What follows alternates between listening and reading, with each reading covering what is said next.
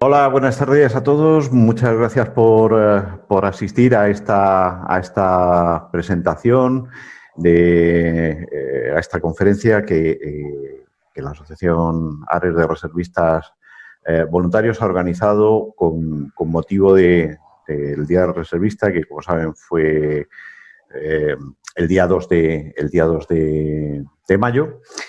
Y bueno, pues esta es la cuarta de estas jornadas de historia militar online que estamos celebrando.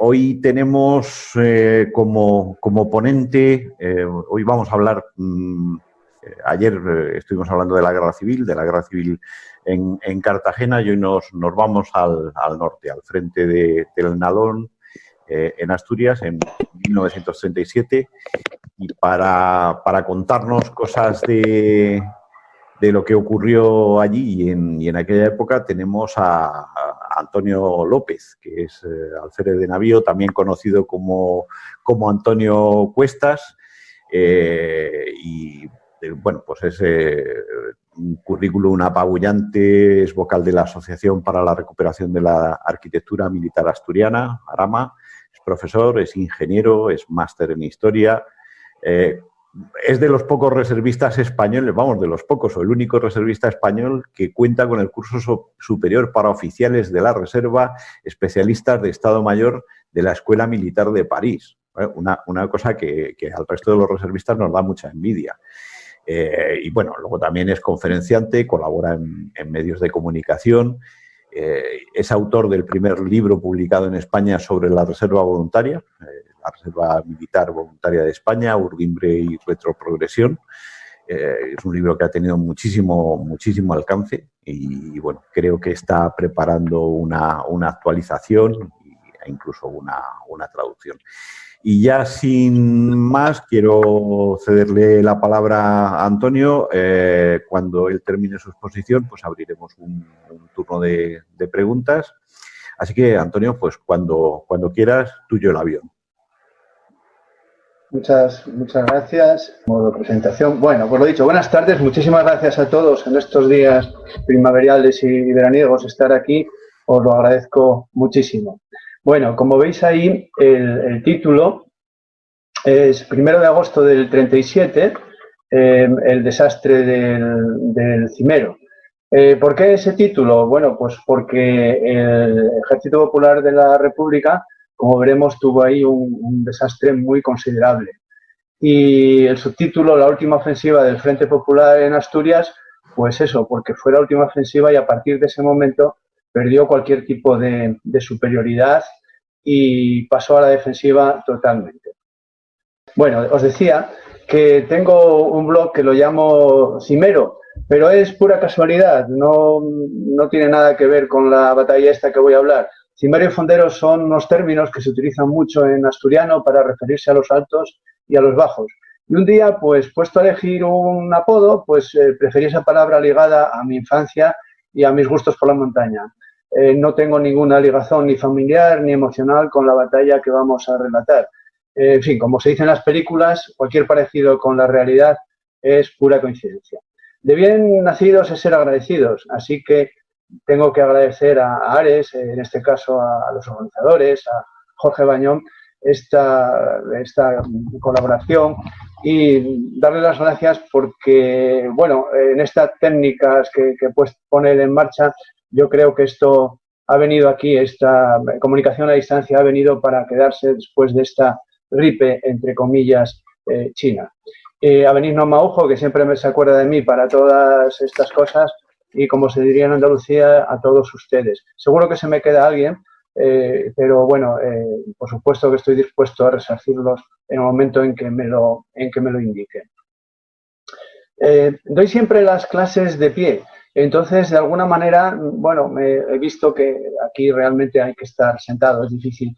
Os iba a marear si yo me anduviese moviendo delante de la cámara y para pasar las diapositivas. Bueno, no sé, así ya digo que yo trato de transmitir con todo el lenguaje corporal. Bueno, haré lo mejor que pueda y ya está. ¿Por qué elegí este episodio de la guerra civil y esta batalla? Pues varios motivos. El primero, porque he pisado mucho ese terreno que vamos a describir. Y luego lo segundo también, de alguna manera, porque el Frente Norte es un frente bastante poco tratado en los libros de historia, poco difundido, en una palabra, y también porque esta batalla, con 1000 bajas en un solo día, es muy poco conocida. El Frente Norte fue crucial en la Guerra Civil Española y no ocupa ese lugar destacado que tenía que ocupar, en mi opinión. ¿Por qué es crucial el Frente Norte? Porque se inicia la Guerra Civil con una predominancia del Frente Popular y luego va llegándose a un equilibrio, pero con estos, en el momento en que cae el Frente Norte, los recursos mineros, industriales, demográficos que añaden los nacionales con la incorporación de las Vascongadas de Cantabria y Asturias desequilibran la balanza a su favor. Bueno, vamos a ver por aquí. Señalo lo del Cimero, porque ahí es esta batalla del 1 de agosto, es un parte del Ejército del Norte, veis cómo subrayan la palabra Cimero. El artículo hizo un gran trabajo y es el alma mater de la recuperación impuesta en valor de estos recorridos con casi 17 kilómetros. La labor de recuperación impuesta en valor de estos recorridos que algún día el concejo del que es oriundo, que es Candamo, se lo reconozcan. Bueno, vamos aquí a donde estábamos con esto de Cimero. Veis ahí que el monte de Cimero en la actualidad es donde se desarrolla y se reconoce muy bien por este cortafuegos que se ve aquí en el medio, y esta posición nacional pues lo que hacía era dominar ese pasillo que se creó entre Oviedo y Grado y protegía el valle del otro lado. Pasamos a este documento que ya comentamos, que ahí se describen lo que había en las posiciones nacionales.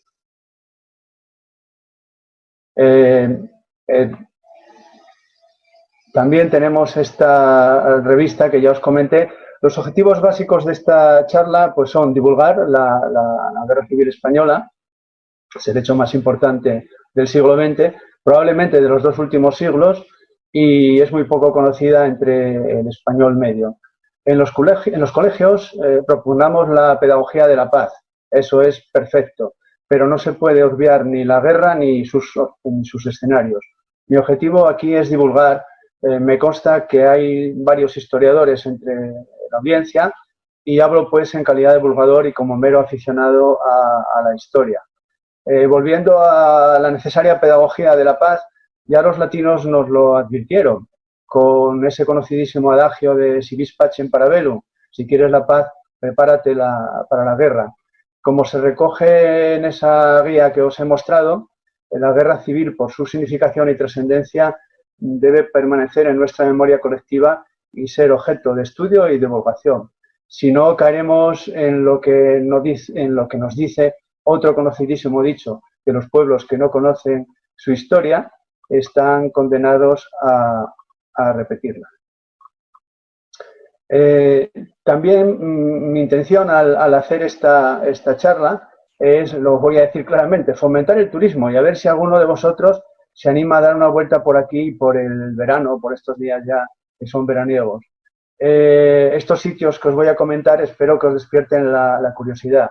En cualquier caso, si no estáis interesados en la Guerra Civil Española y sus huellas, los paisajes que vais a ver son buenos y la gastronomía en toda esta zona es superior.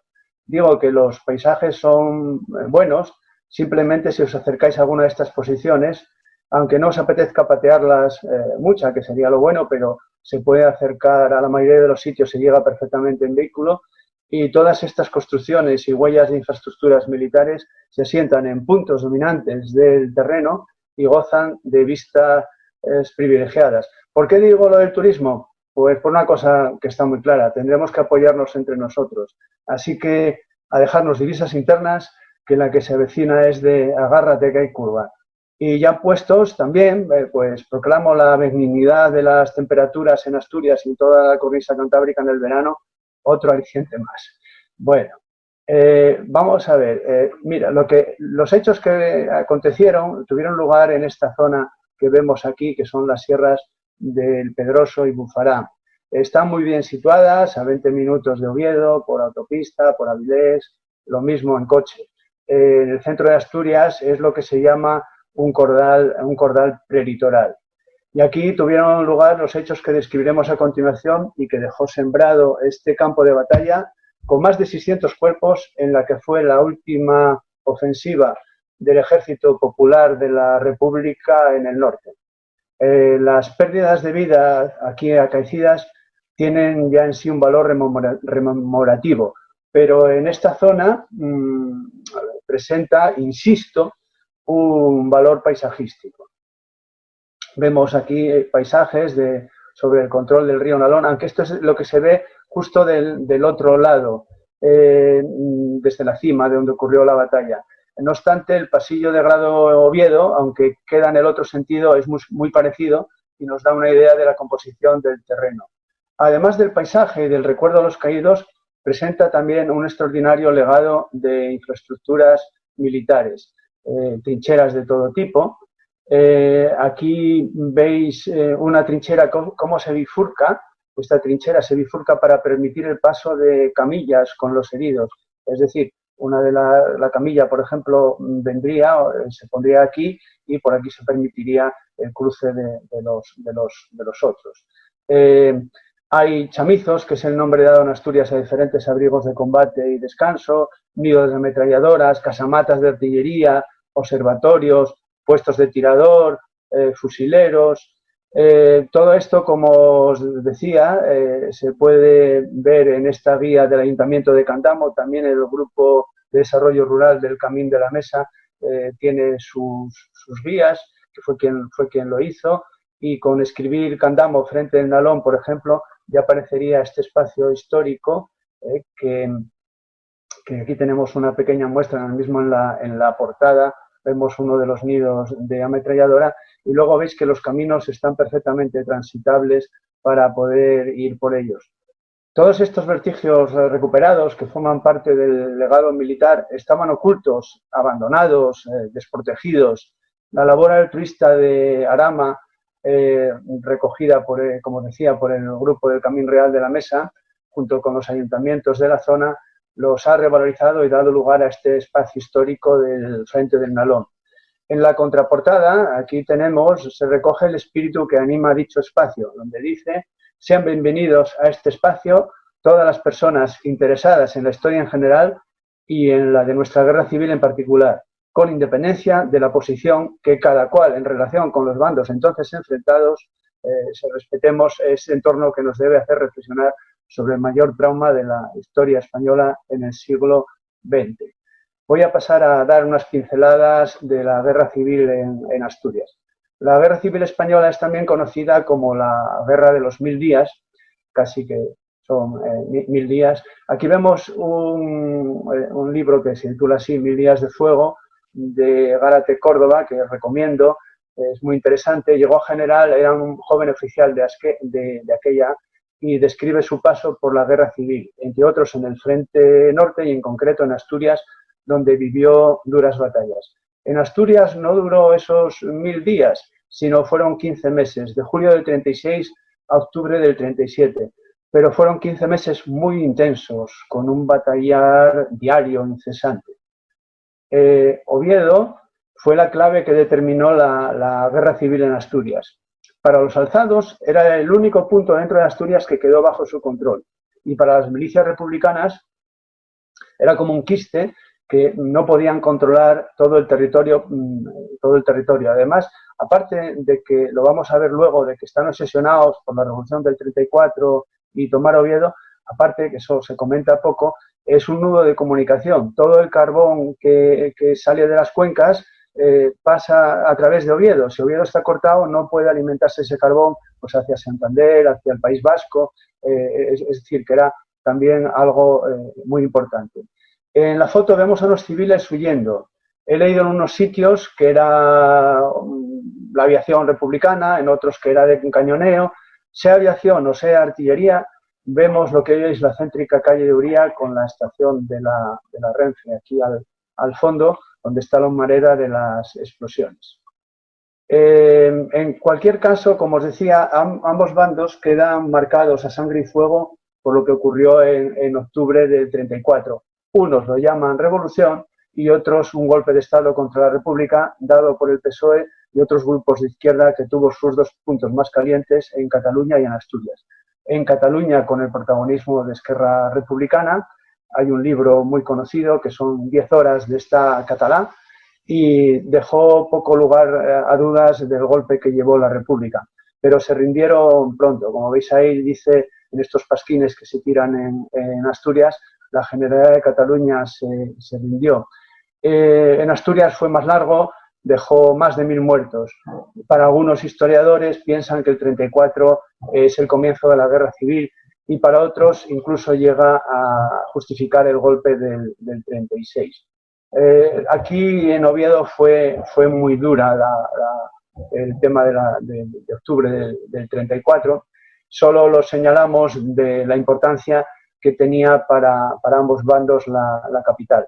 Los milicianos querían resarcirse de su derrota y los nacionales, viendo los muertos y cómo había quedado Oviedo en el 34, incendiado, destruido, estaban dispuestos a defender hasta las últimas consecuencias sus posiciones. Aquí vemos cómo quedó el edificio central de la Universidad de Oviedo en el 34.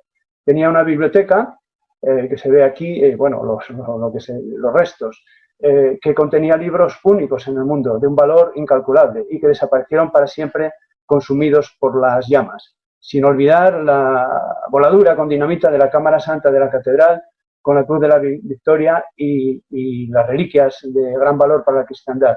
Una salvajada, vamos.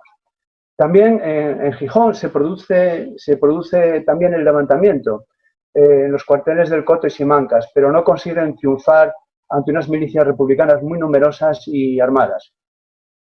La guarnición de Gijón en el cuartel de Simancas, que aquí vemos en la foto, llevaba 33 días asediadas por el Frente Popular.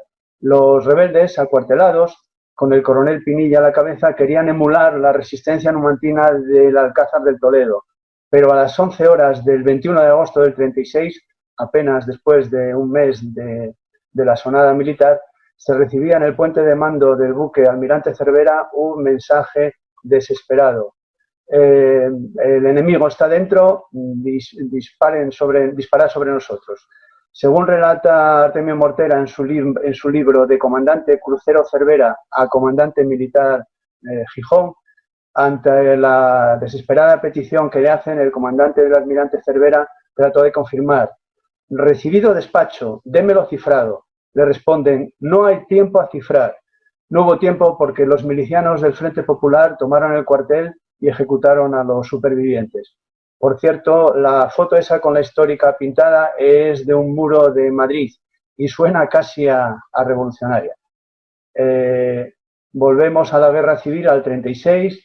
Oviedo fue la capital de provincia más destruida en la guerra civil española. Aquí vemos otra zona de Oviedo y hablo de memoria, pero creo que en torno al 80% de los edificios quedaron destruidos por los ataques republicanos. De hecho, Franco, cuando vio cómo había quedado, tuvo planes de reconstruir Oviedo, pero en una nueva ubicación y cual Belchite, dejarlo así para que se vieran los horrores de la guerra. Estos planes no fructificaron y posteriormente se reconstruyó en el mismo sitio. Pero con todo, lo más importante es el drama humano. Para aproximarnos al horror que vivió Oviedo, para que nos hagamos una idea, hay que pensar que Aranda cuenta con poco más de 4000 defensores, incluyendo voluntarios.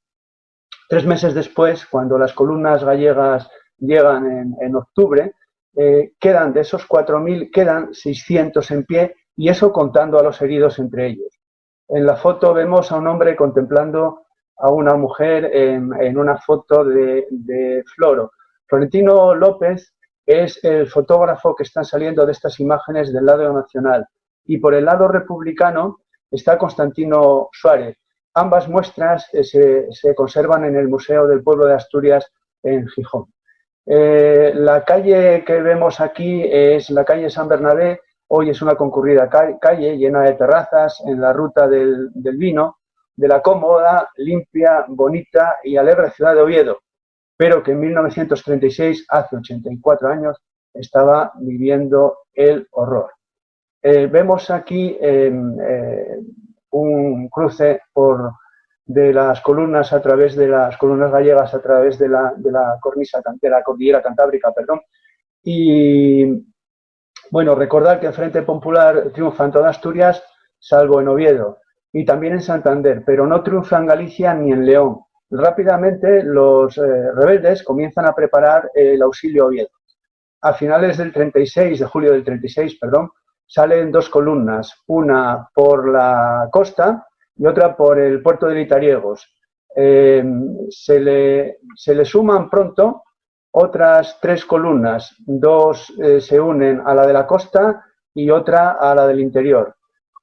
Aquí en el mapa vemos cómo desde Canero, cerca de Luarca, el 10 de agosto una de las columnas se va hacia el puerto de La Espina, donde contactan con las del interior el 27 de agosto. Pero el 21 de agosto hemos relatado que en Gijón cae el cuartel, porque la de la costa tenía intención de llegar a auxiliar a Gijón, pero a partir de ese 21 de agosto que toman las milicias republicanas el cuartel de Simancas, las columnas gallegas ya tienen un solo objetivo, que es auxiliar a Oviedo a toda costa. El 7 de septiembre llegan aquí a la desembocadura del Nalón y van tomando las poblaciones. Cabe destacar Pravia, que la toman en combate, durísimo combate cuerpo a cuerpo a bayoneta calada. La foto es de una recreación precisamente de la toma de Pravia. Hago un inciso para deciros que si venís a mediados de septiembre, más o menos, el Grupo Frente del Nalón hace unas recreaciones históricas que son sumamente didácticas. Vemos aquí unidades de las columnas simulando esa lucha que os decía. Vemos el casco Trubia M26, otro de los iconos de la Guerra Civil Española, que soy un afortunado poseedor de uno que me regaló mi amigo Jorge L., que sé que anda por aquí por la conferencia, por la charla, y que guardo como oro en paño. De las columnas, una vez tomada Pravia, los milicianos se hacen fuertes en la margen derecha del río Nalón, de este lado, y los nacionales prosiguen su marcha por la margen izquierda hasta Grado, donde consiguen entrar el 15 de agosto y convierten a Grado en la capital militar de Asturias. Volvemos a cuando llegan el 15 de agosto, el objetivo al llegar aquí a Grado era tomar Trubia, de donde soy oriundo. Es la fábrica de armamento más importante de España, estaba en manos del Frente Popular, y de aquí, por Trubia, seguir por la carretera nacional hasta Oviedo. Esta es la autopista actual, que antes no había. La carretera nacional va por aquí. Aquí en el mapa podemos ver también, esta es la zona donde se va a desarrollar la batalla que vamos a comentar del Cimero. Tenemos Pravia, que hemos hablado de ella, Grado, Trubia, toda esta zona, y la carretera nacional que ya os decía. Desde Grado, el primer quite que hacen las columnas gallegas desde el Monte de los Pinos, que está desde este lado, crea una desbandada de los milicianos, pero interviene a la altura de Bayo el propio coronel de la fábrica de Trubia, Franco Musió, que a pesar de su apellido no tiene ningún lazo familiar con el general.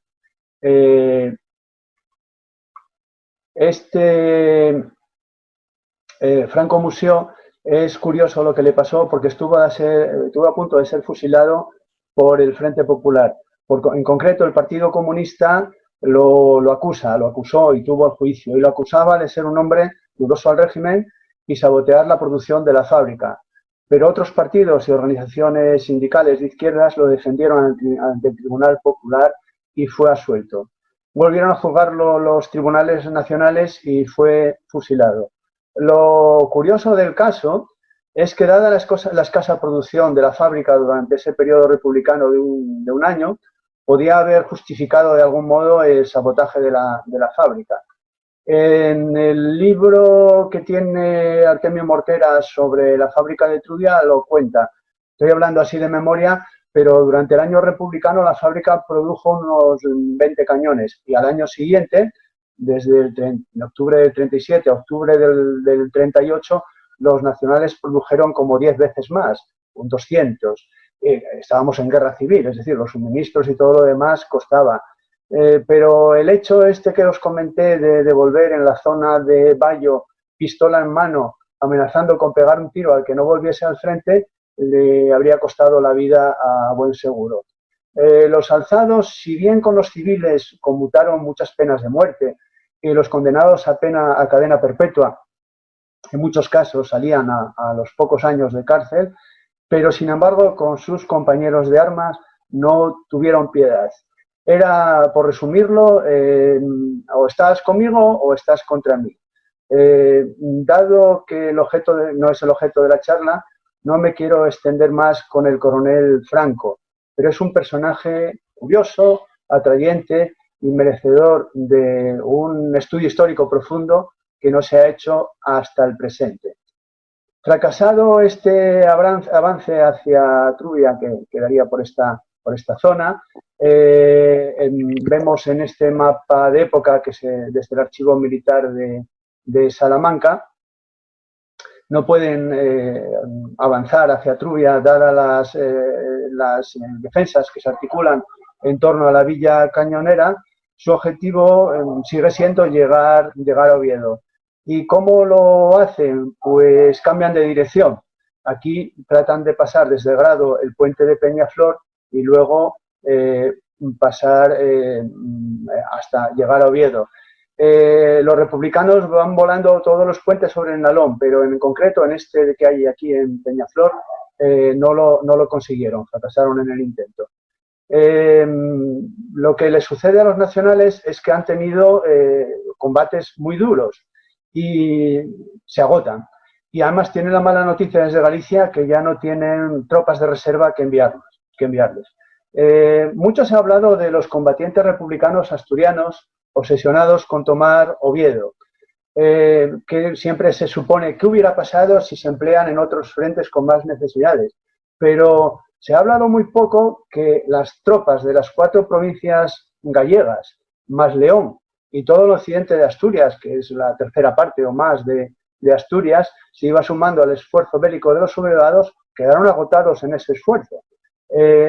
Tanto es así que, vista esa ofensiva hacia Oviedo, que no son capaces, por estar agotados, de llegar los nacionales, Franco decide enviar tropas del Ejército de África a Asturias. Con estos refuerzos consiguen pasar el puente de Peñaflor y van avanzando por el concejo de las Regueras para llegar a Oviedo. Pero los combates son totalmente cruentos.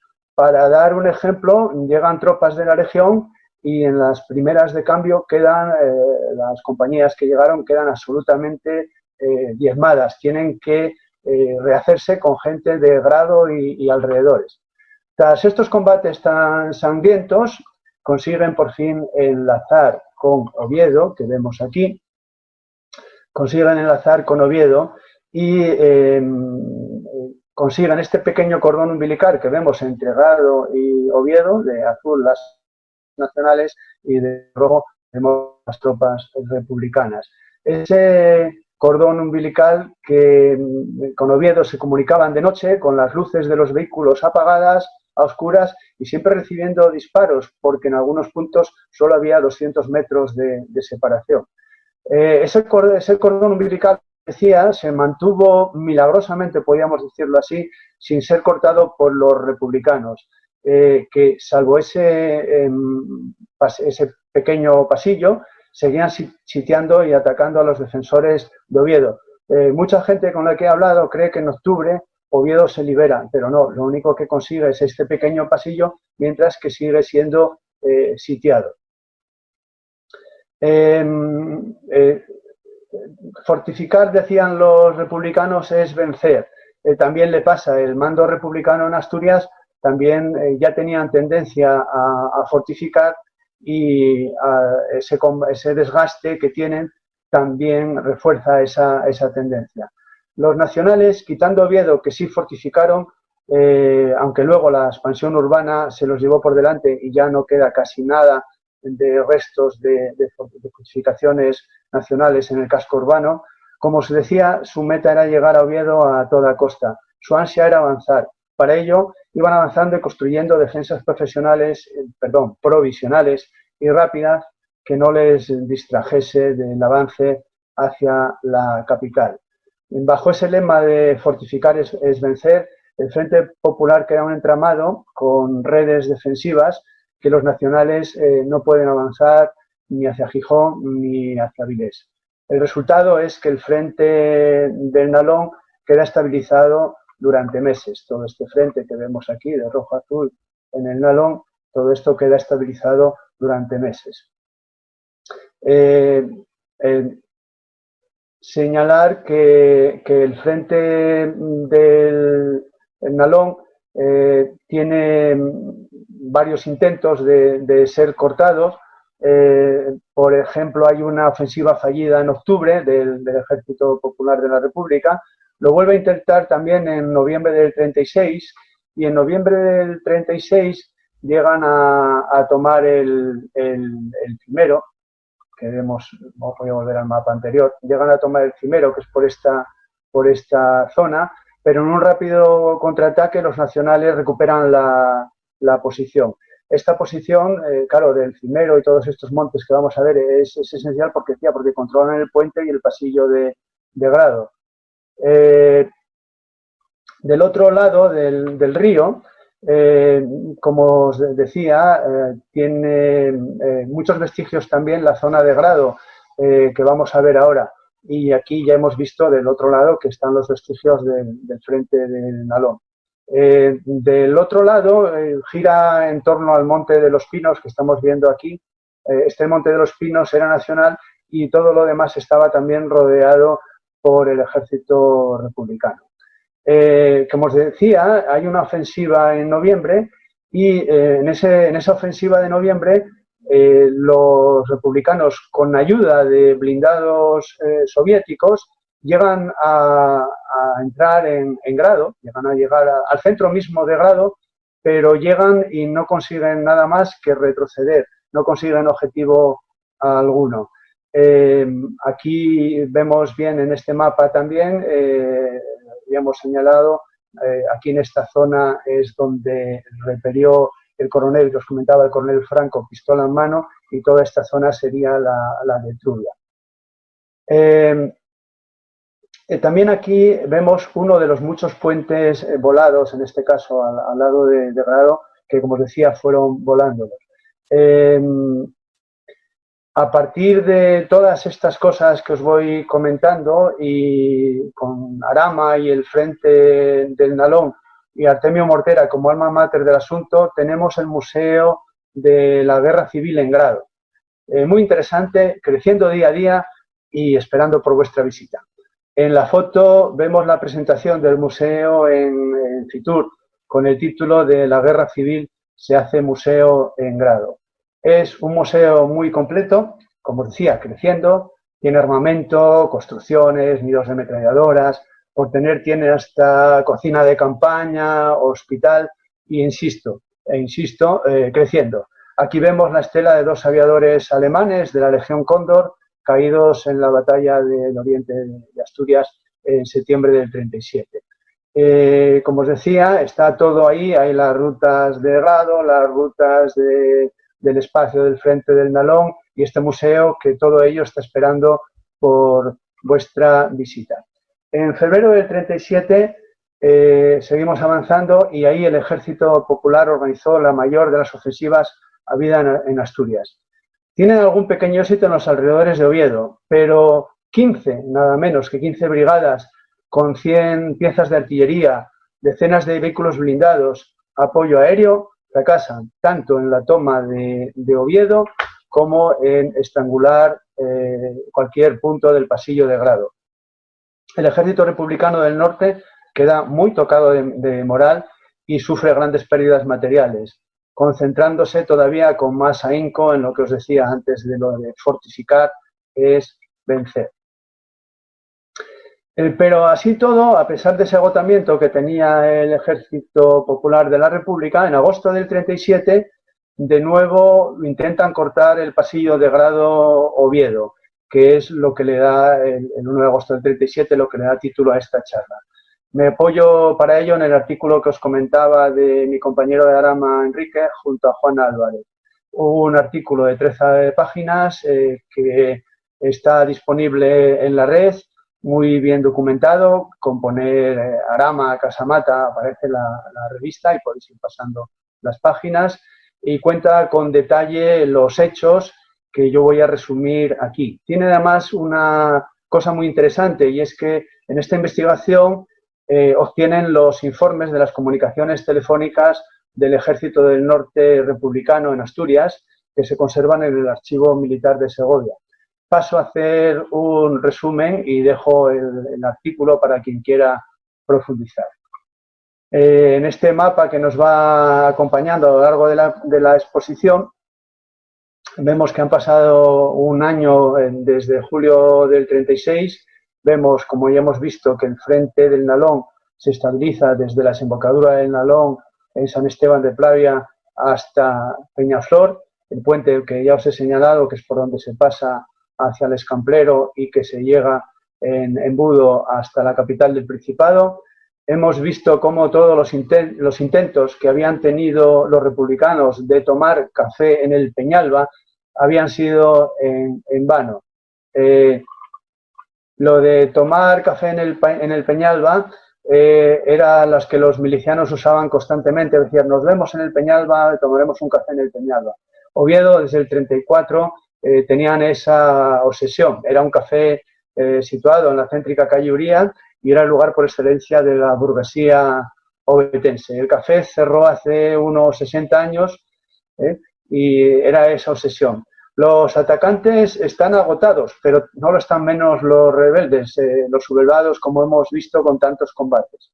Ambos bandos tenían sus líneas estancadas, pero activas. Unos y otros sabían que la caída de una sola posición de los nacionales en un estrecho, un pasillo estrecho como el que hemos visto, podía dar lugar a la caída, al aislamiento de Oviedo, aislarlo, cortar el suministro a Oviedo y con ello la rendición. Por tanto, el cuerpo del Ejército Popular en Asturias, a pesar de su baja moral de combate, tras todos los reveses que hemos visto que han ido sufriendo, seguía hostigando constantemente el pasillo al objeto de desgastar a los alzados. Así que, a pesar de esa baja moral, mantenía la actividad con sus líneas lo más pegadas posible al enemigo. Y los sublevados, los franquistas, cito el artículo, defendían como si de cada loma dependiese el futuro de todo este mapa. Vemos aquí con más detalles el Timero, la Manga y el Cotanillo, que son las posiciones nacionales que van a ser atacadas. Y aquí vemos las posiciones, todas estas, esta es la sierra que os comento, y todas estas son posiciones republicanas. Resumo la ofensiva. El recién nombrado jefe del Ejército del Norte republicano, el general Gamir, aquí lo tenemos, Gamir Ulibarri, recibe la orden de que prepare planes para el apoyo de una operación en Madrid, que trate de explotar el éxito de Brunete. Los republicanos siempre tuvieron muy buena propaganda y si os dais cuenta nos quedan los nombres de ciertos éxitos que tienen, aunque resultaran un fracaso. Brunete fracasó porque su objetivo era llegar al Alcorcón, embolsar a los sublevados y no lo consiguieron. Lo mismo pasó en Belchite, cuyo objetivo era Zaragoza y no lo lograron. Sin embargo, los nombres de las batallas quedan. En cualquier caso, ese encargo que recibía para Madrid de distraer, de ver si podían cortar el pasillo de Grado y a la vez distraer tropas del norte hacia Madrid, al final el ejército republicano decide llevar a cabo la ofensiva en Aragón. El general Gamir propone un plan muy ambicioso, que es que partiendo de la concentración de tropas del ejército del norte en Reynosa, y seguir el discurrir del Ebro y enlazar con el ejército de Cataluña. ¿Qué conseguía de esta manera? Pues de esta manera conseguía aislar a Navarra. En sus memorias cuenta, lo cito más o menos textual, que no se aceptó por la situación política en Cataluña, a pesar del agrado con el que se recibió. Ante este rechazo, encarga a sus 3 jefes del Ejército del Norte, el asturiano, el santanderino y el vasco, el diseño de acciones bélicas en sus respectivos frentes. Aquí vemos las memorias de que fuera su jefe de Estado Mayor, Lamas Arroyo, representado por los colores rojos y azules de ambos bandos. Veremos que este comandante por entonces, iba a jugar un papel, voy a dejarlo por lo menos en curioso. Referido a esta ofensiva, dejó por escrito en estas sus memorias que a pesar de todo el tiempo que se tuvo para preparar las acciones en cada frente, a la hora de presentarlas, vuelvo a citar más o menos textual, nadie había hecho nada salvo el Estado Mayor de la región asturiana.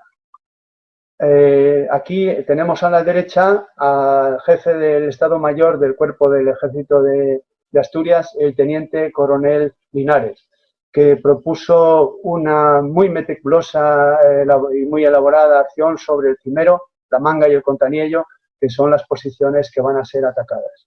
No obstante, el general Ulibarri, indeciso, manda los planes mucho menos elaborados de vascos y santanderinos para que decidiese el alto mando central. En cualquier caso, añadió a esos planes enviados que los vascos estaban desgastados tras la pérdida de Vizcaya, los santanderinos no tenían experiencia en operaciones de envergaduras y ponderó muy positivamente a las tropas que tenía en Asturias, curtidas, entusiasmadas por la causa, con espíritu de cuerpo, especialmente el artillero, así como un factor esencial, que su material de guerra era el más completo, el más numeroso. Volvemos a este plano de época y añadió también que la proximidad de sus líneas a las del enemigo pues era algo a tener en cuenta y que además el enemigo no tenía cuando fuera atacado posibilidad de recibir fuerzas y material que hubiera en reserva. ¿Por qué? Porque las comunicaciones eran malas, el terreno abrupto. El Estado Mayor Central, con estos informes, decide lo que era obvio, que la ofensiva que se va a emplear a fondo son estos ataques sobre el Cimero, la Manga y el Cotanillo. Y luego también decide unas acciones secundarias demostrativas en el frente vasco. Aquí vemos al que os decía, a Lamas Arroyo, que era su jefe de Estado Mayor, esto es antes de la guerra, aquí está del capitán. Y este hombre lo que sucede es que llevaba desde julio del 36 tratando de pasarse a los sublevados. Este comandante, el general Gamir Ulibarri, tenía depositada en él toda su confianza, pero era un gran simpatizante de la causa nacional, hasta tal punto de alertarlos de los planes de ataque. En las memorias que vimos arriba relata que se valió para ello de la madre y hermanas del párroco de Santoña, que lo habían asesinado en el buque prisión de Santander y que estas mujeres las iban a evacuar a Francia, que se había encargado el propio Lamas de hacer las gestiones para que fueran en ese barco. Relata en sus memorias que no quiso dejar nada por escrito para que no pudiera comprometerlo ni a él ni a ellas, y como todo había ocurrido de una manera rápida, inesperada, les transmitió que al llegar a Francia hicieran correr la noticia y que se grabaran en la memoria los nombres de la Manga, el Cimero y el Cotanillo, y que no podía dar más detalles porque él tampoco los tenía, pero que se atacaría pronto y convenía estar alerta allí. Aquí vemos unos milicianos en esta posición de Peñaflor antes de que la tomaran los nacionales con un blindado. El Estado Mayor de Asturias tenía información fresca porque de primera mano 2 combatientes se habían cambiado de bando y habían relatado las unidades que había en las posiciones estas del Cimero y demás. Las defensas con estas decía que tenían las fortificaciones que eran débiles en general y el armamento de que disponían, también se lo comentan, no tenían piezas antiaéreas. Ellos dicen que no tenían algunas, pocas, que veremos más adelante. También advertían de que la moral entre los nacionales era muy alta porque acababan de conocer la toma reciente de Bilbao. Los mandos del Ejército del Norte Republicano conocían asimismo la masa artillera de los sublevados, que tenían 7 baterías en el sector, y que las tropas de reserva que tenían en Grado eran muy limitadas. Más limitadas si cabe, porque algunas reservas que había se habían ido a Madrid a ayudar en la contención de esa ofensiva que habíamos comentado antes en Madrid. Los mandos republicanos observan pues que van a tener una gran superioridad numérica, así todo no se fían y estudian detenidamente las operaciones que van a llevar a cabo su aviación y artillería, y que lógicamente tenían que ser claves para neutralizar el apoyo artillero de los nacionales y sus no muy numerosas armas. No eran muy numerosas las piezas de artillería, las tenían bien emplazadas. Tampoco eran numerosas las armas automáticas, también muy bien emplazadas. Tenían 12 ametralladoras en concreto y 10 fusiles ametralladores. Y estaban completadas con un cañón de montaña de 70 milímetros Schneider. Aquí vemos los aparatos republicanos que intervinieron en el combate. Los días previos al ataque, llamado Circo Krone, lo llamaban así, la escuadrilla de reconocimiento republicana, la bautizaron así porque era tal la cantidad de aparatos, dispares que tenían, que la llamaban por eso Circo Krone. Iban a sobrevolar todas estas posiciones para reconocerlas. Salen de los aeródromos que los republicanos tienen en Gijón, en Carreño y en Colunga. Y se le da la orden a la aviación que bombardee con fuerte intensidad esas posiciones, así como las poblaciones de Grado, Oviedo y toda la zona del Escamplero. También, a pesar de que tenían presencia artillera abundante los republicanos, desplazan baterías de otros frentes. Se desplaza también desde Santander una compañía del regimientos de carros de combate. Vemos ahí que hay un mando militar soviético, pero va a servir de poco, como relataremos más adelante. En Avilés se reúne toda la fuerza a emplear en la toma de las posiciones que van a actuar en primera línea. La división asturiana de choque, que la manda este señor, el mayor Luis Bárcena, que sería el responsable de atacar la Manga. Hay otra división, que es la llamada división de reserva, que la manda otro mayor, Ramón Garzabal, aquí en la foto, y se cuenta también con una división de choque montañesa y con una brigada vasca en reserva. Se despliegan todas las fuerzas en Avilés con un bullicio enorme.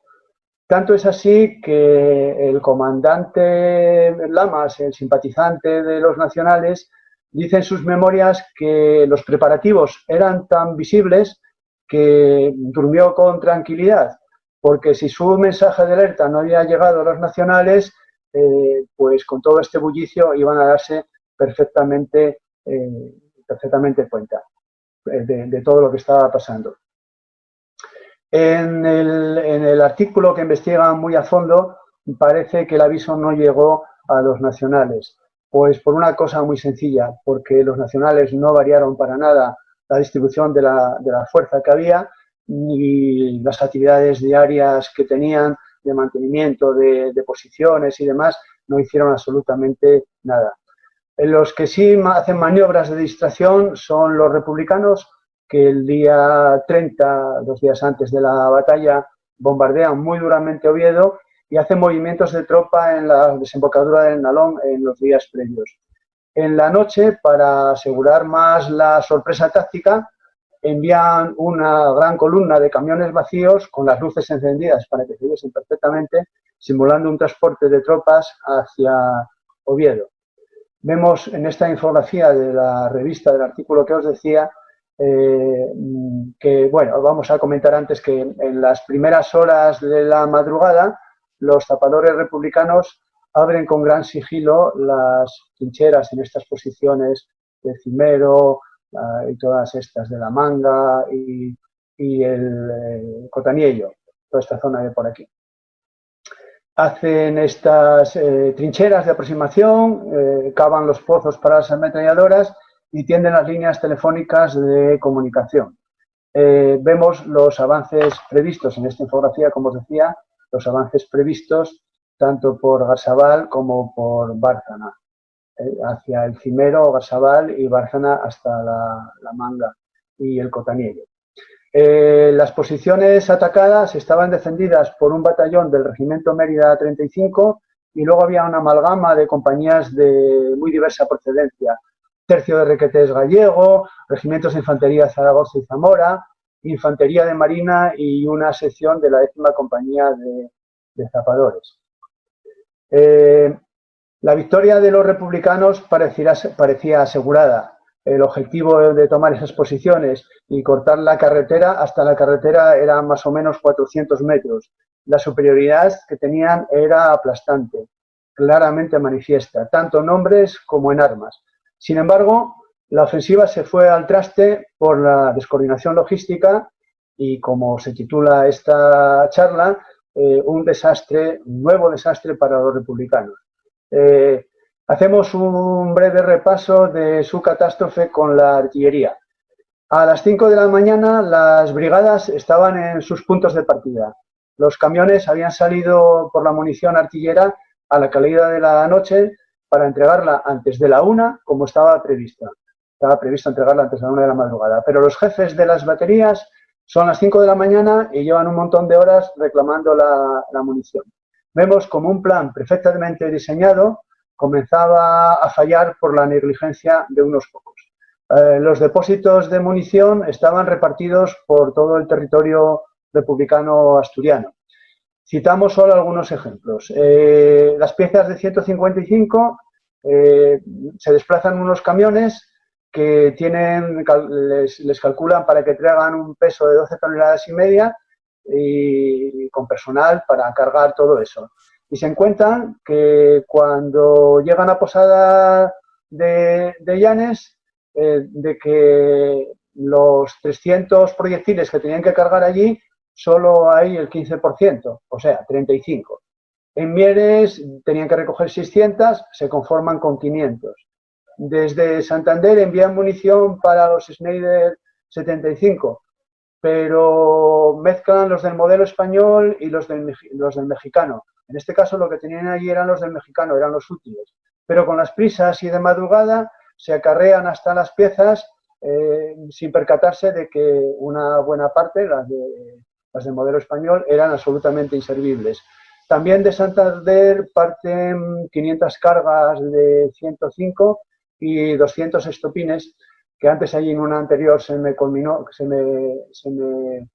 metió, pero no voy a volver hacia ella. Comentaros que los fulminantes, los estopines son como fulminantes, como cartuchos de fogueo que se emplean para iniciar la carga. Y, en fin, inexplicablemente llegan a las 11 de la mañana a Gijón, cuando a las 5 de la mañana ya estaban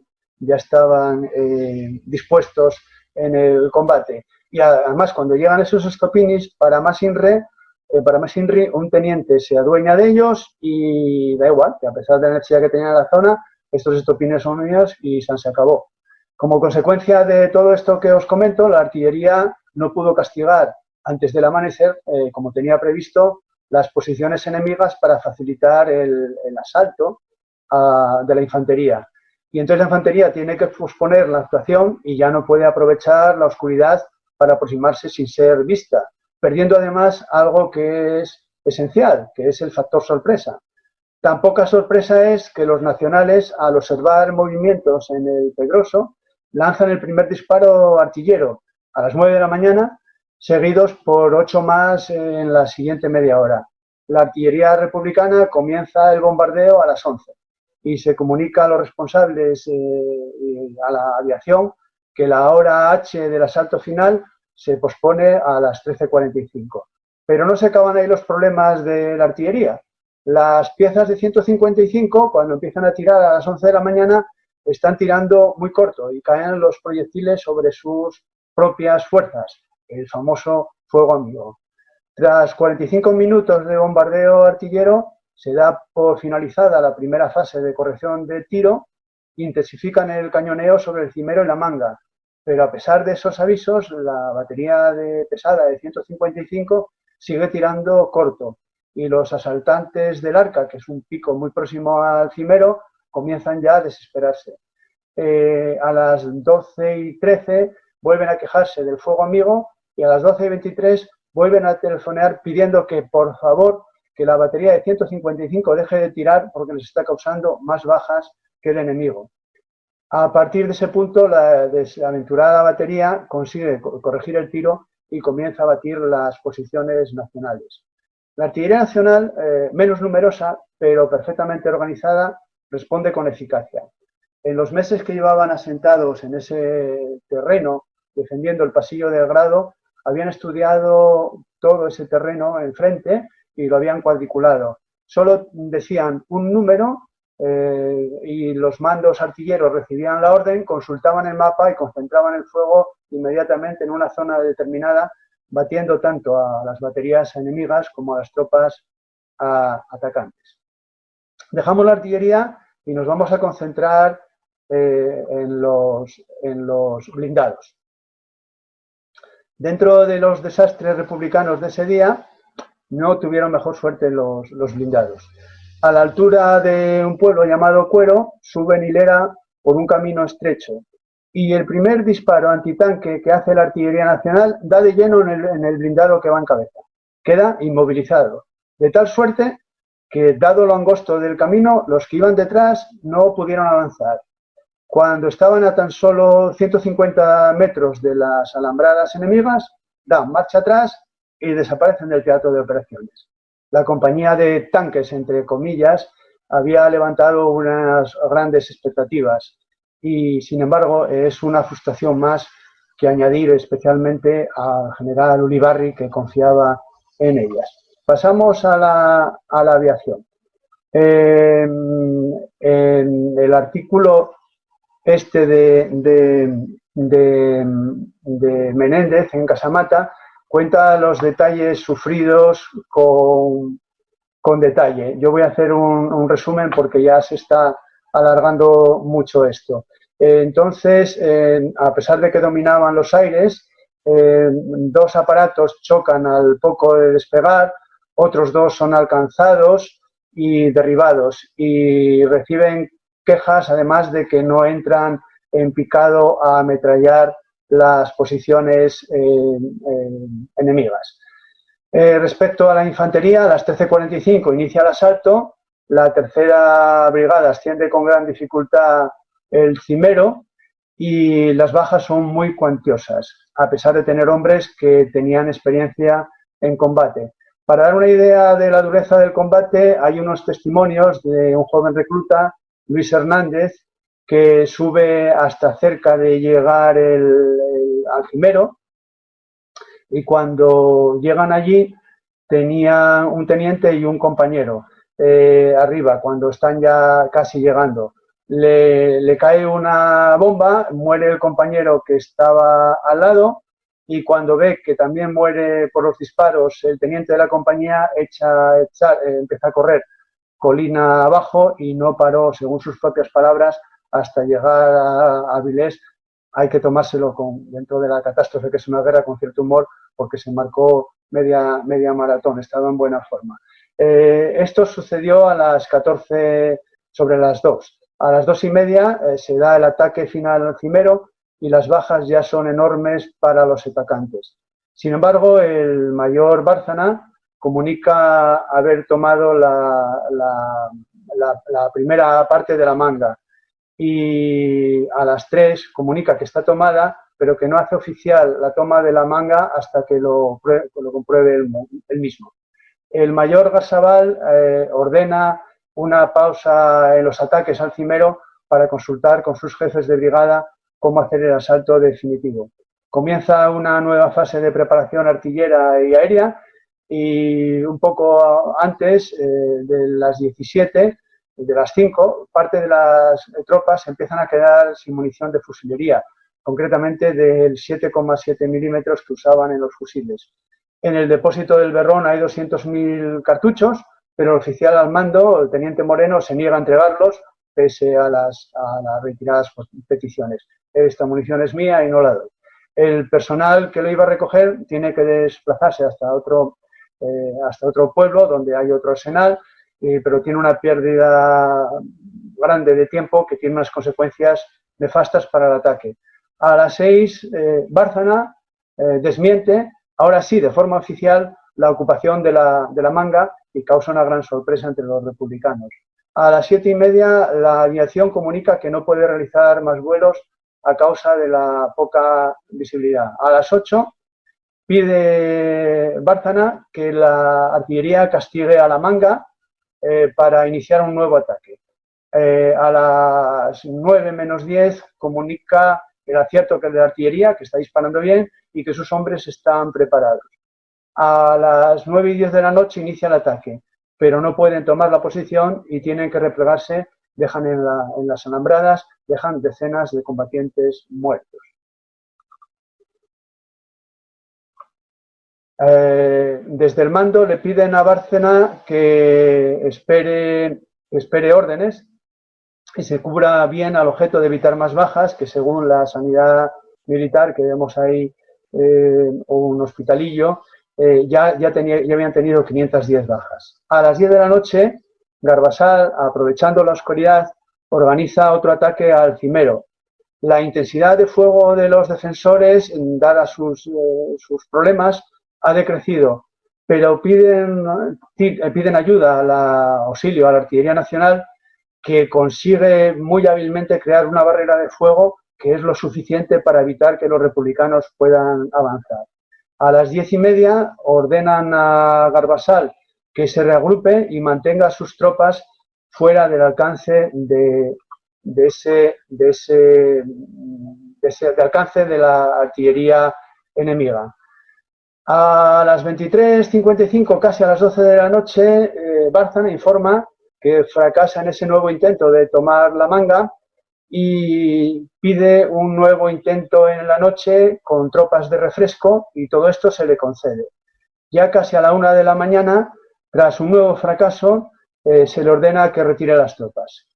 Así todo, a las 4 de la mañana, moral no les faltaba, a las 4 de la mañana se hace un último intento, pero ya de escasa intensidad debido a esas enormes pérdidas sufridas. A pesar de todo ese empeño, vamos acabando, la embestida republicana no consigue ganar ni un solo palmo de terreno. El informe de los nacionales posterior a la batalla participa de que más de 600 cadáveres republicanos han sido encontrados, abandonados en el campo de batalla.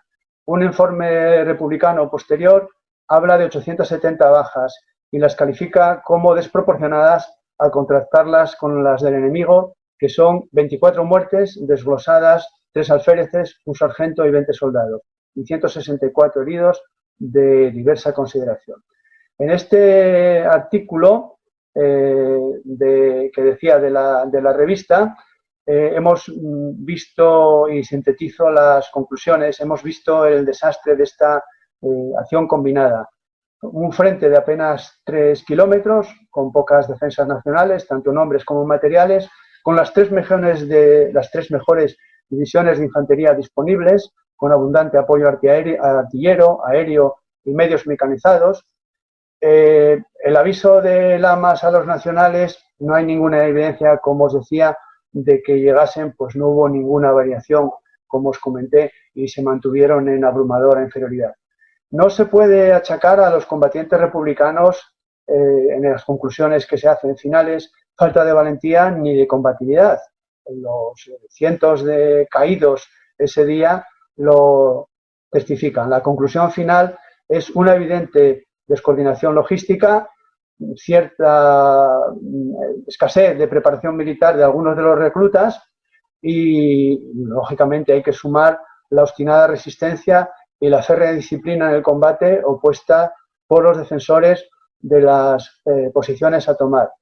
Podría ser esta batalla, sumando el conjunto, el resumen de lo que aconteció en Asturias durante los 15 días, los 15 meses de guerra. Espero no haberos aburrido mucho. Insisto en la importancia de conocer al pasado. Como dijo Cicerón, quien no conoce la historia, toda la vida será un niño. Extrapolado a una nación, si esa nación no madura, repetirá sus errores. Muchas gracias y quedo a vuestra disposición por si hay preguntas. Muchas gracias, Antonio. Si alguien quiere hacer una pregunta, pues abra el micrófono y proceda a ello. Buenas tardes. Soy Jaime Díaz. Hola, Jaime. Hola, buenas tardes. Mira, es una pregunta, más que una pregunta, yo es una reflexión que me hice desde el principio cuando pusiste un mapa que hay de la zona del Nalón, un mapa de época, habías comentado, y es a la vista de cómo estaban las posiciones de uno y otro bando, cómo el bando republicano no podría pensar en embolsarlos de alguna manera, porque la verdad es que los podría tener a huevo. Claro, también depende de las fuerzas y los efectivos con los que cuente, pero estaba justo como para un embolsamiento a través de Grao. Si vemos el mapa se ve muy claramente. Y es una cosa, es una reflexión que me hice, una cosa que me pregunto. Bueno, si te das cuenta, lo comenté a lo largo de la charla, estaban agotadas los dos bandos, los combates fueron enormes. Entonces, claro, fíjate cómo en un momento dado los tratan de embolsar a través de Grado, llegan los blindados, que te lo he comentado, llegan los blindados dentro de Grado, pero no tienen reservas, no hay fuerzas que puedan ocupar. Lo que tienen que hacer es retirarse de nuevo, no pueden. No. El problema es que estaban agotados, era lo que te decía, los dos bandos de los combates. Sí. Desde mi punto de vista, es lo que veo yo, que estaban agotados, no tenían más reservas. Ya ves que para esta última acción, reforzado con otras partes del norte, ahí sí tenían una superioridad muy manifiesta, pero también, como en todos los casos, que decía que era el resumen de la guerra civil en Asturias, les falla la logística. Sí. Gracias. Gracias. ¿Alguna otra pregunta?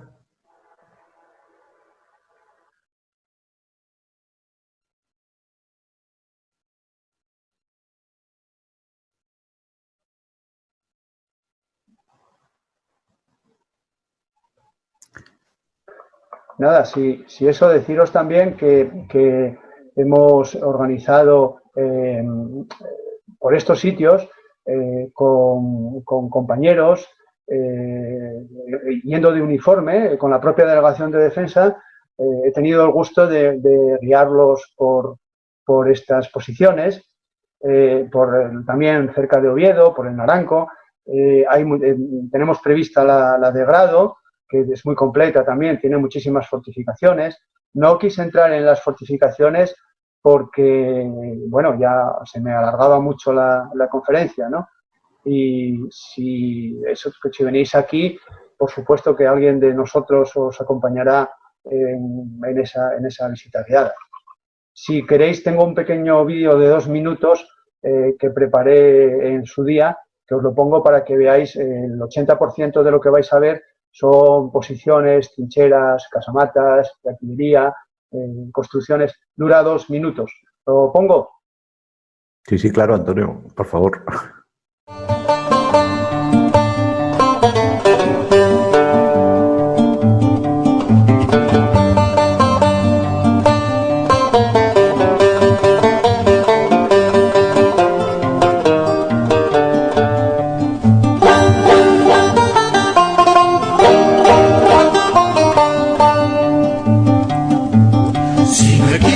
escribir, ya sabes mi paradero.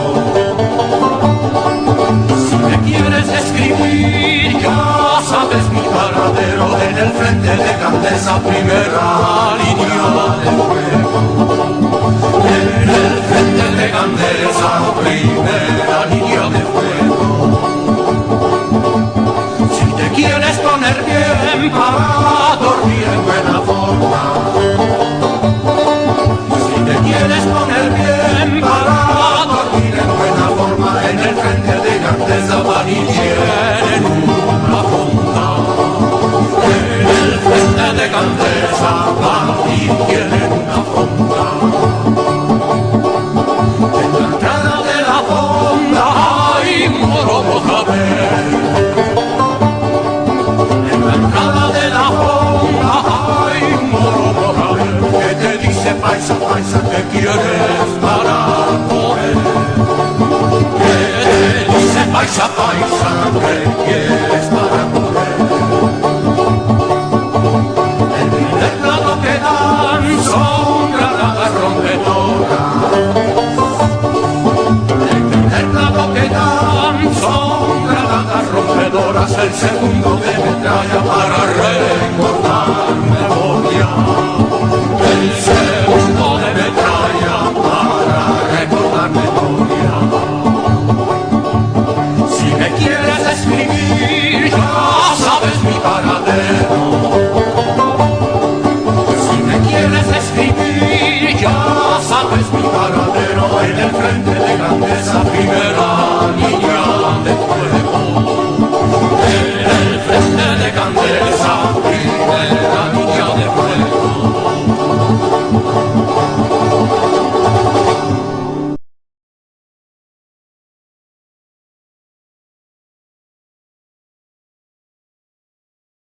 Este lo había hecho con motivo de un máster de Historia que hice en la Universidad de Oviedo.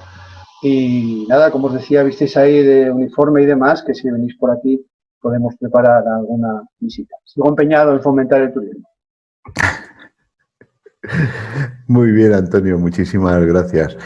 ¿Hay alguna pregunta más? Sí, una muy, bueno, más que una pregunta, felicitar a Antonio por su excelente conferencia, como siempre a la altura, y dentro de lo que es esto del turismo local, que hay que fomentarlo, decirle que tristemente este año creo que la recreación de Candamo es muy probable que no se haga. Está valorando septiembre la cercanía de que es la pandemia, y es muy probable que no se haga. Pero vamos, que sigue siendo precioso, sigue siendo muy buena zona para ver los restos que quedan de guerra civil, la reconstrucción que hizo Arama de las trincheras, pero tristemente no está. Se te entrecortó la voz, Jorge, pero bueno, creo que te entendí. Creo que te entendí que no se sabe, probablemente. No se sabe, lo más probable es que sea un no a la recreación. Bueno, queda para otro año, si no. En cualquier caso, también tenía una foto tuya recreando, pero la pasé. No hay problema. Que no hace falta. Eras tú uno de los recreadores también. Mejor que no se vea. La pasé rápido porque veía que se me alargaba la conferencia, ¿vale?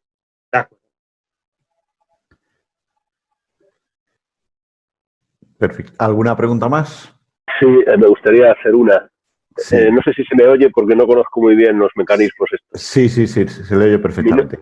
Mi nombre es Honorio Feito. Yo tengo interés, bueno, primero felicitarte por la exposición que me parece muy documentada y muy amena. Tengo interés, la ruptura del cerco de Oviedo marca evidentemente un momento crucial, ¿no?, en la ofensiva en Asturias y lo que acontece después, que es lo que tú has explicado maravillosamente bien, yo creo que ya aniquila un poco las posibilidades del Frente Popular. Pero me voy a la primera etapa, la llegada de las columnas gallegas a Grado, el posicionamiento en Grado y la espera, que parece ser que desesperaron un poco al generalísimo Franco, porque estaba deseoso de avanzar sobre Oviedo para romper de una vez el cerco, con todo lo que ello suponía, y las dificultades para cruzar el estrecho de Peñaflor, que es una barrera natural, evidentemente, que tenía controlado el Frente Popular. El hecho de que quedara libre el puente sobre el río Nalón en Peñaflor, que es lo que los nacionales aprovechan para cruzarse al otro margen y avanzar hacia el Escamplero, se debe a un fallo táctico del Frente Popular, evidentemente, que no pudo bombardear el puente y destruirlo. Me gustaría ver si nos puedes aclarar un poquito más ese fallo. Yo tengo por ahí documentos de ese día. Hay un tren, como bien sabes, iba cargado de dinamita para volar el puente. Eso. Pero la descoordinación, de nuevo, logística, hizo que fracasaran en esa voladura. Y fue lo que permitió, como tú bien dices, porque si vuelan ese puente, dado que sobre Trubia, como ya comenté, que era a través del Monte de los Pinos, que era una posición nacional, avanzar hacia Trubia, por Bayo y toda esa zona, pues no podían hacerlo. Claro, lo que dices tú, aprovecharon esa oportunidad de que al no haber volado el puente, y como tú bien dices, ese es un hecho estratégico que a lo largo de la historia se ha mantenido el puente de Peñaflor, ese pasadizo, ya en la Guerra de la Independencia y en todas las invasiones que hubo, siempre se encuentras con ese punto de estrangulamiento que ya ves que los demás puentes, como apareció en alguna de las fotos, ese que viste ahí era el de Sandiche, los vuelan todos, pero ese en concreto fallaron. Y hay un tren, como te decía, que ahora mismo la memoria tendría que ir a los documentos, pero sé que se liaron, se echaron la culpa de si los santanderinos tenían que llevar, no sé qué, empezaron a echarse la culpa entre los diferentes partes que componían el Ejército del Norte y al final la conclusión es que el puente no se movió.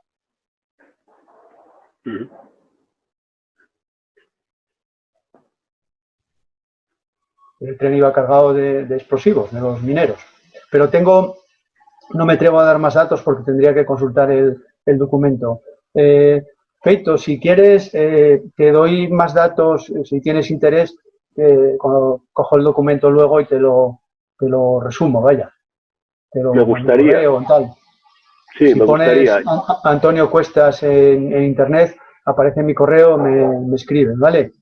Sí, lo haré. Yo tampoco tengo los datos frescos ahora. Yo escribí sobre eso hace años y tampoco tengo, o sea, hablo de memoria. Yo creo que ellos lanzaron un vagón cargado de explosivos. Sí, no explota. Que efectivamente que no llegó a explotar por alguna cosa rara en la manipulación o, no sé, en los alimentadores, sí. o en alguna cosa. Según vas hablando, me acuerdo que se habló de sabotaje, de que habían tenido gente que había saboteado en favor de los nacionales. Van viniéndome cosas a la memoria. Y por eso no explotó, sí. Y con respecto a Franco Musillo, que era el coronel de la fábrica de Trubia, yo creo que fue fusilado por los nacionales. Sí, era lo que decía, que lo juzgan un tribunal popular, pero luego lo fusilan los nacionales, porque lo comenté. A ver, él podía de alguna manera haber justificado que estaba saboteando la fábrica. Podía haber por la poquísima producción que tuvo en todo ese año republicano. Pero claro, ese hecho de arma en mano, pistola en mano, dar la vuelta cuando las columnas gallegas marchaban sobre Trubia directamente, a la altura de Bayo, saca la pistola y dice, el que pase de aquí le pega un tiro. Y dan la vuelta y consiguen frenar esa desbandada, consiguen reorganizarse y parar el avance nacional, que tienen que volver hacia Grado y esperar al paso luego por Peñaflor. Y lo comentaba, los nacionales con civiles tuvieron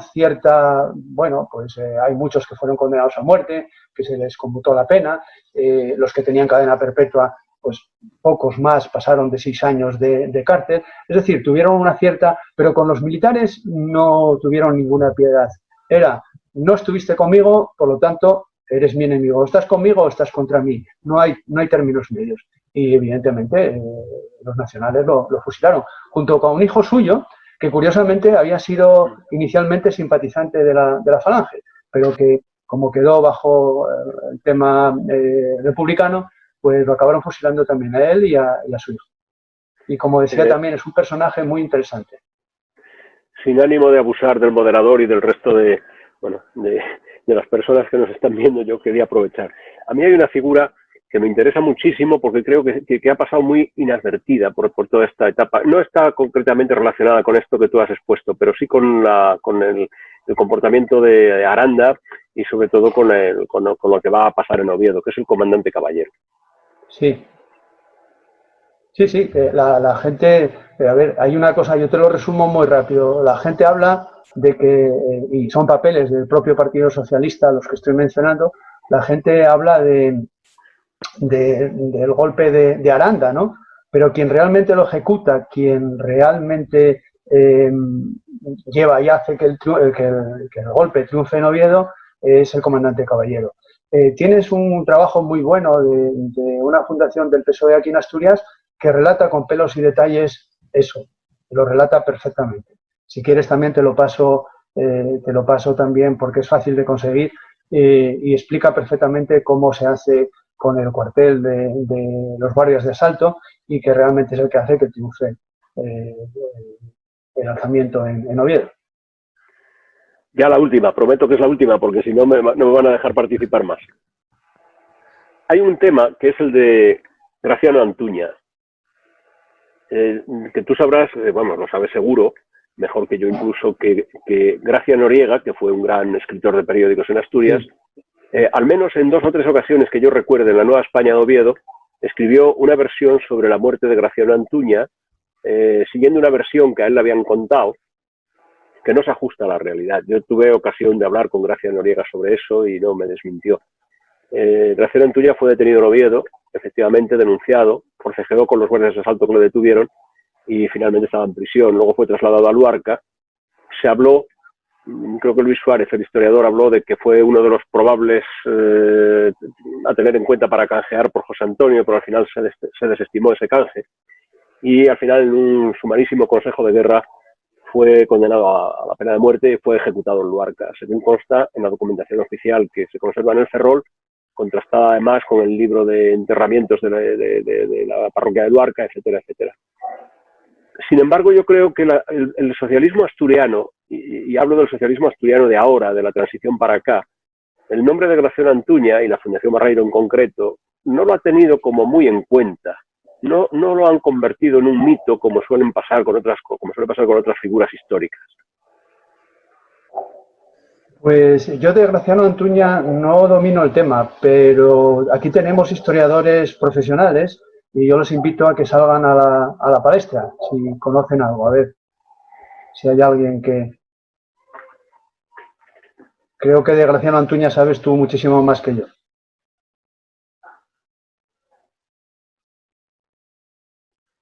Bueno, pues muchas gracias por todo lo que me has explicado, que no es poco, y por la conferencia, repito una vez más. Y ya cierro mi micrófono. Aquí veo a historiadores profesionales sonriendo, pero no quieren salir a la palestra. Vaya. Bueno, pues tendrán previsto algún librín por ahí para publicar.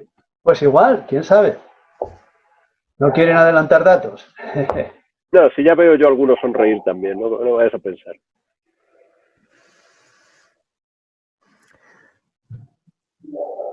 Muchas gracias. ¿Alguna pregunta más? Sí. Jorge. Sí, Benigno. Sí, nada, simplemente felicitar públicamente a Antonio por su magnífica conferencia y ya que está en antena, aprovechar para emplazarle. Antonio es experto en muchos temas, pero hay un tema que le gusta mucho y del que sabe mucho, que es la historia de la fábrica de armas de Trubia, de los aprendices de la fábrica de Trubia. Él mismo fue aprendiz y llegó escalando posiciones gracias a su valía a jefe de abastecimientos de Santa Bárbara en Sevilla. Y ya que estás, Antonio, queremos emplazarte, ya sabemos que estás siempre dispuesto, pero siempre muy ocupado, a que la siguiente conferencia que nos la des online sobre la fábrica de armas de Trubia de los aprendices. Lamento la encerrona, pero que quede constancia y que Jorge tome nota, por favor. Tomo nota, Benigno. Sí, se celebraron los 225 años de la creación de la fábrica. El propio, en el documento muy interesante que tiene el Mundo Obrero, que lo tengo por aquí a la mano, del Partido Comunista, que habla del juicio de Franco Museó, precisamente, que va a estar, vamos a exponerlo, va a pasar a los fondos del Museo de la Guerra Civil de Grado. ahí se ve en ese periódico, que son, me parece que son 8 páginas, habla de la fábrica de Trubia, del juicio, que dice que sí, que tenía que acusarlo porque presenta muchas dudas y demás, y se reafirma en su acusación y comenta que señala, hablando de la fábrica, que es indudablemente en aquella altura, y podemos decir casi que a día de hoy que es la fábrica de armamento más importante de España. Y con eso ya mi orgullo pueblerino salió, pero bueno, sí, pero yo la considero, además, estuve 25 años en ella y es como mi segunda casa, la verdad, y es un tema que me gusta porque, bueno, hablar de lo que uno tiene en el corazón, pues le agrada, y entonces recojo el trapo. Muy bien, ¿alguna pregunta más?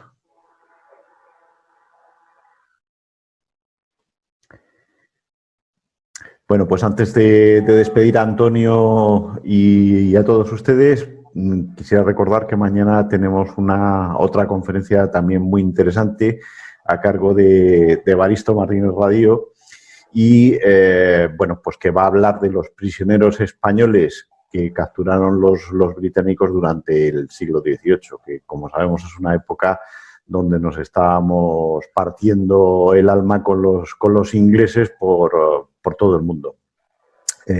Así que les invito a atender a esta interesante conferencia. Y sin más, quiero darle las gracias a Antonio por esta magnífica conferencia. Genial. Antonio, un abrazo. Y a todos ustedes por su asistencia. Y nos vemos, espero verles mañana por aquí.